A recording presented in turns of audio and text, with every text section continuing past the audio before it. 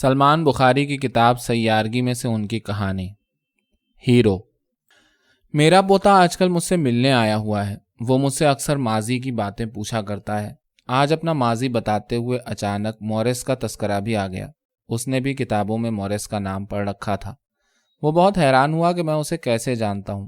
میں نے اسے بتایا کہ موریس میرے پرانے شناساؤں میں سے تھا۔ میری جوانی کے دنوں میں میرا ہم عمر ہونے کے باوجود پورے ملک میں سبھی اس کے نام سے واقف ہو چکے تھے۔ وہ گنتی کے ان خوش قسمت افراد میں سے تھا جنہیں اسپیس پروگرام کے لیے چن لیا گیا تھا، اور یکایک وہ ہمارا بیچ چھوڑ کر ایک بالکل دوسری دنیا میں پہنچ گیا تھا، اور اس کے بعد کا دور اس کا دور تھا۔ اس نے کئی کارہائے نمایاں انجام دیے۔ چند سالوں میں ہی وہ ایک ہیرو کے طور پر مشہور ہو چکا تھا۔ مریخ پر پہلا قدم رکھنے کے بعد اس کی شہرت کو اور 4 چاند لگ گئے تھے۔ ایک دور تھا ہم دونوں ہی ایئر فورس میں پائلٹ کی ٹریننگ لیا کرتے تھے، مگر وہ ہر فیلڈ میں مجھ سے اور باقی پائلٹ سے بہتر تھا، اور یقیناً یہی وجہ اس کے چناؤ کے پیچھے رہی ہوگی۔ میں نے اپنے پوتے کو بتایا، مگر اس بات کو اب زمانے بیت گئے۔ وہ کب ریٹائر ہوا، کب کہاں چلا گیا، اب کوئی نہیں جانتا تھا۔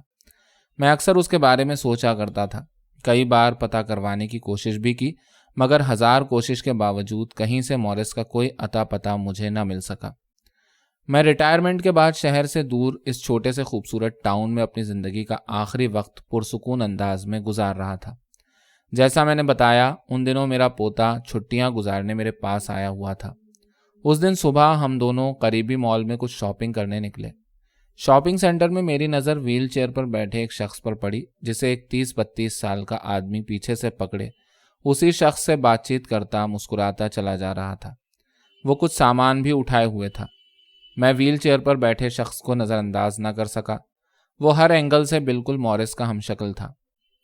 میں نے دل میں سوچا، ہو نہ ہو یہ موریس کا بیٹا یا پوتا ہو سکتا ہے۔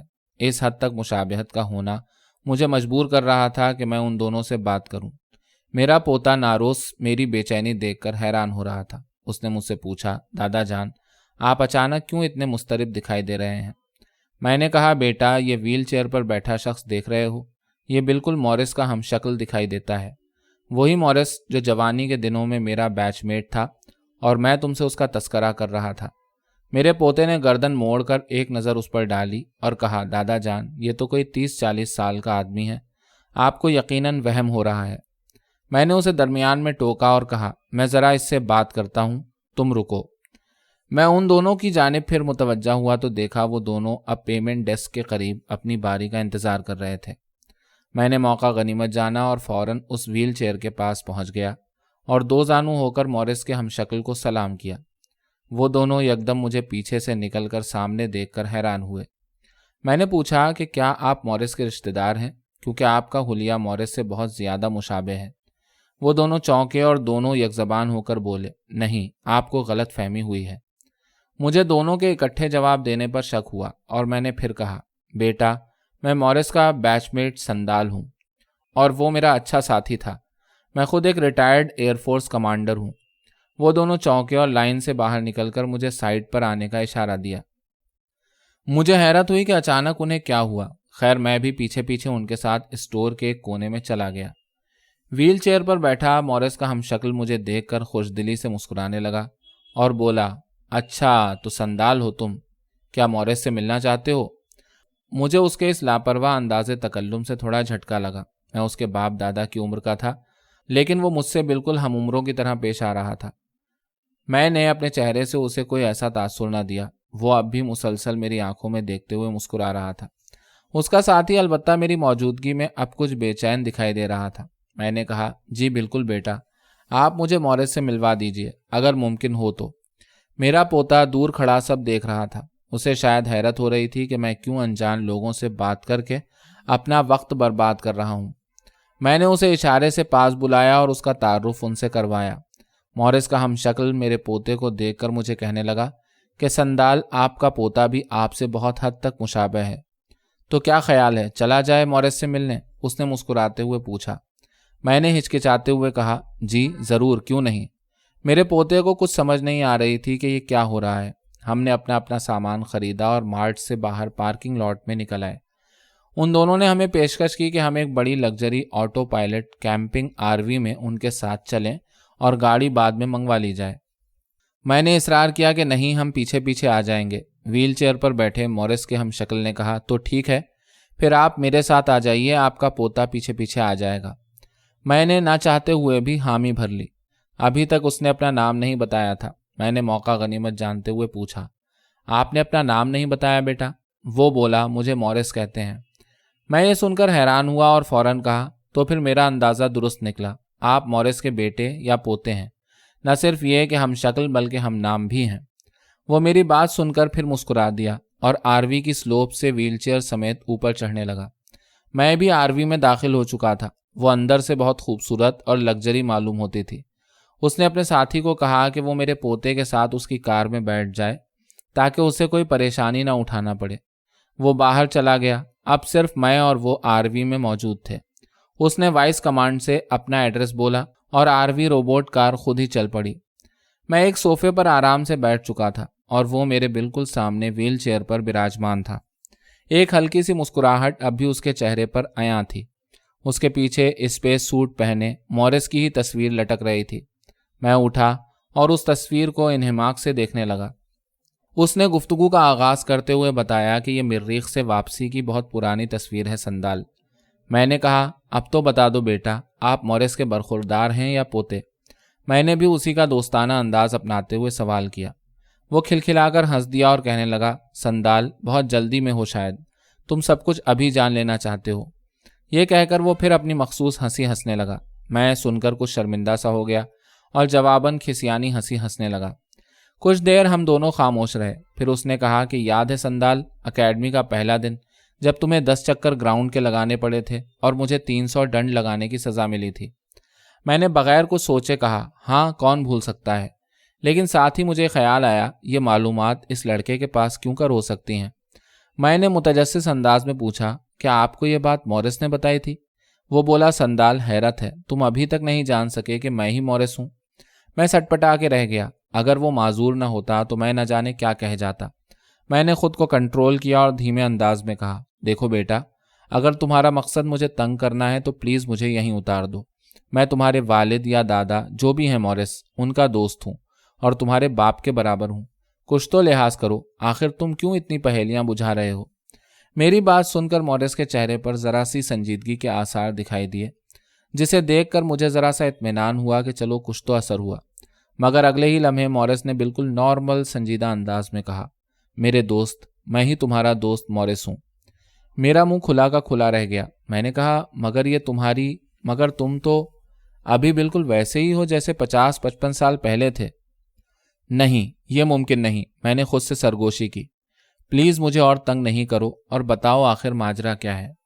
مورس نے ایک ٹھنڈی سانس بھری اور بتانا شروع کیا، سندال، تمہیں یاد ہے، تم نے یقیناً سنا ہوگا جب میں مریخ کے مشن سے کامیاب لوٹا تھا تو اس کے اگلے سال جدید راکٹس کی ایجاد نے دنیائے سائنس کو حیران کر دیا تھا۔ ہم ان پلانٹس اور ان کے چاندوں میں جا سکنے کے قابل ہو گئے تھے جو مریخ کے مشن کے وقت صرف ایک خواب تھے۔ اسپیس انڈسٹری اور کائنات کو تسخیر کرنے میں سب سے بڑی فوری رکاوٹ ایندھن تھی۔ ہمارے پاس جتنے بھی راکٹس تھے وہ ہمیں ایک خاص حد تک کے فاصلے تک ہی لے جا سکتے تھے، اور ہمیں واپس زمین کے مدار تک پہنچنے کے لیے بھی ایندھن اور خصوصی راکٹس درکار تھے جن کا اس دور میں کوئی وسیلہ ہمارے پاس موجود نہ تھا۔ مگر مریخ مشن کا اہم پوشیدہ ٹاسک خاص دھاتوں اور ان سے تیار شدہ ایندھن کی تلاش تھی، جس میں ہمارا مشن کامیاب رہا تھا۔ یہ ایک ٹاپ سیکرٹ مشن تھا۔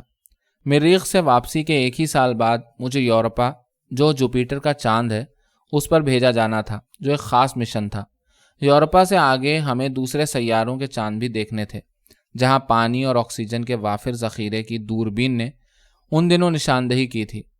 ہمیں دوسرے سیارے اور ان چاندوں پر زندگی کی تلاش کا اہم کام سونپا گیا تھا، اور ہمارے پاس اب جدید راکٹس اور ایسا ایندھن بھی موجود تھا کہ ہم کائنات میں کہیں بھی جا سکتے تھے اور واپس زمین پر بھی لوٹ سکنے کے بظاہر قابل ہو گئے تھے۔ تمہیں یاد ہوگا 21 جون کو ایک اہم مشن خلا کی جانب بھیجا گیا تھا جس میں بھی شامل تھا۔ بس یہی مشن تھا جس کی وجہ سے میری عمر وہیں رک گئی۔ ہم لوگ یورپا کے مدار میں کچھ عرصے بعد بخیر و عافیت پہنچ گئے تھے۔ بس ہمیں محفوظ مقام پر نیچے اترنا تھا، مگر اس وقت ایک غیر معمولی واقعہ پیش آیا۔ بالکل سمندر میں موجود برمودا ٹرائنگل سے مشابہ بالکل ویسے ہی ہمارے اسپیس شپ کے تمام سگنل یکدم کام کرنا بند ہو گئے۔ ہمارے تمام طرح کے رابطے اور گھڑیاں رک گئیں۔ ہم ایک ایسے پاز پر چلے گئے جسے آن کرنا اب ہمارے ہاتھ میں نہیں رہا تھا۔ یکدم ہماری آنکھیں، سر اور جسم عجیب سا ریئیکٹ کرنے لگے۔ میرے باقی 3 ساتھی مکمل طور پر بے ہوش ہو چکے تھے۔ میں اپنی سخت ٹریننگ کی وجہ سے کسی حد تک ہوش میں تھا۔ میں نے دیکھا ہمارا اسپیس شپ ایک جگہ خود ہی لینڈ ہوا اور اس کا دروازہ خود ہی اپنے آپ کھلا اور 3 عجیب الخلقت قسم کی مخلوق اندر داخل ہوئیں اور ہمارے اسپیس شپ کی تمام جگہوں کو انگلی رکھ کر دیکھنے لگیں۔ ان کی انگلیاں لمبی اور سر چھوٹے تھے۔ ہاتھ پاؤں انسانوں کی طرح 2 ہی تھے مگر آنکھیں 6 تھیں، 3 آگے اور 3 پیچھے۔ یوں لگتا تھا وہ انگلی کی مدد سے جہاز کا سب ڈیٹا اپنے اندر منتقل کر رہے تھے۔ میں خاموشی سے کنکھیوں سے انہیں دیکھ رہا تھا۔ اچانک ایک نے مجھے دیکھ لیا اور میرے سر پر اپنی انگلی رکھ دی۔ میں فوراً نیند کی آغوش میں چلا گیا۔ جب مجھے ہوش آیا تو ہمارا دروازہ بند تھا اور وہاں میرے سوا کوئی بھی دوسرا موجود نہیں تھا۔ نہ جانے میرے باقی ساتھی کہاں چلے گئے تھے۔ مجھے یاد نہیں میں کتنی دیر سویا رہا۔ جب اٹھا تو میری ایک ٹانگ میں شدید درد تھا اور وہ کافی سوج چکی تھی، مگر میں نے جیسے تیسے اسپیس سوٹ پہنا اور باہر نکلا۔ باہر کا موسم زمین سے حیرت انگیز طور پر مشابہ تھا۔ سورج آب و تاب سے چمک رہا تھا اور ہوائیں بھی چل رہی تھیں۔ کشش ثقل زمین سے ملتی جلتی تھی۔ دور پانی چمک رہا تھا اور حیرت انگیز طور پر پیڑ پودے بھی کہیں کہیں نظر آ رہے تھے جو زمین پر موجود دوربین کی معلومات میں نہیں تھے۔ اس منظر کا صاف مطلب تھا یہاں زندگی ممکن تھی۔ میں نے اپنے میٹر کو آن کیا تو مارے حیرت کے میری چیخ نکل گئی۔ یہاں ہوا میں آکسیجن بہترین مقدار میں میسر تھی۔ گویا انسان آخرکار ایسی جگہ کو تلاش کرنے میں کامیاب ہو گیا تھا جہاں زندگی تھی، ہوا اور پانی بھی موجود تھا۔ میں نے ریت کے نمونے اکٹھے کیے تو پتہ چلا کہ ان میں بہت اعلیٰ قسم کے ہیرے، سونے اور پلیٹینیم، یورینیم کی وافر مقدار تھی۔ میں اپنے ساتھیوں کو ڈھونڈ رہا تھا مگر وہ کہیں دکھائی نہ دیتے تھے۔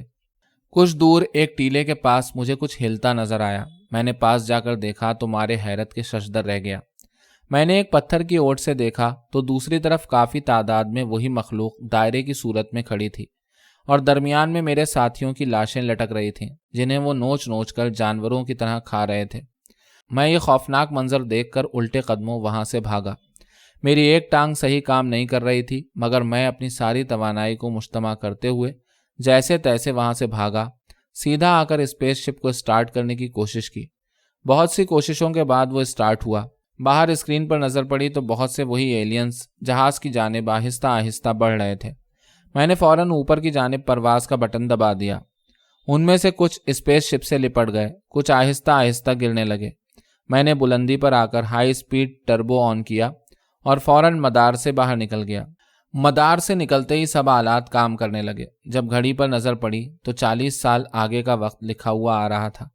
مجھے یقین نہیں آیا، ضرور کوئی سسٹم کی گڑبڑ ہوگی۔ یہ سوچ کر میں نے زمین سے رابطے کی کوشش کی مگر سگنل بالکل مدھم تھے اور رابطہ نہیں ہو پا رہا تھا۔ میں نے میسیجز کے باکس کو کھولا تو 16,055 میسیجز آئے ہوئے تھے۔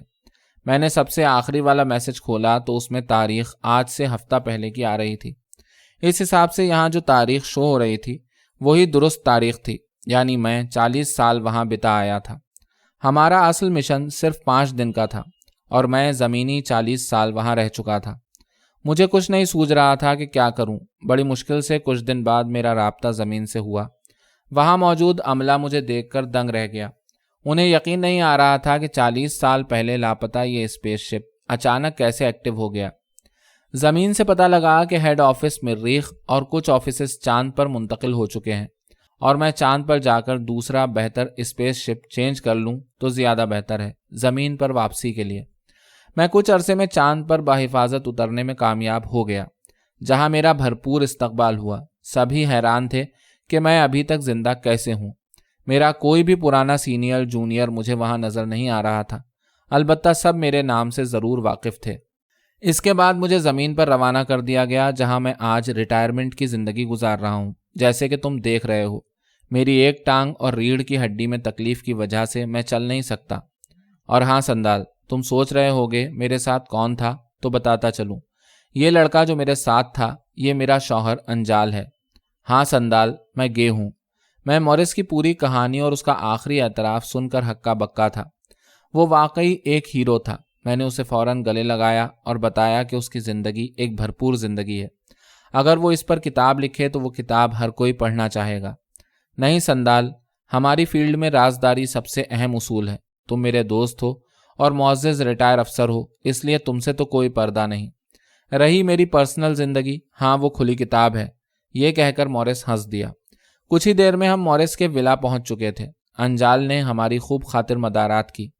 میں اور مورس گھنٹوں گپ شپ کرتے رہے۔ میرا پوتا دور بیٹھا مجھے حیرانی سے دیکھ رہا تھا کہ دادا جان ایک جوان آدمی سے خوش گپیوں میں ایسے مصروف ہیں جیسے وہ انہی کا ہم عمر ہو۔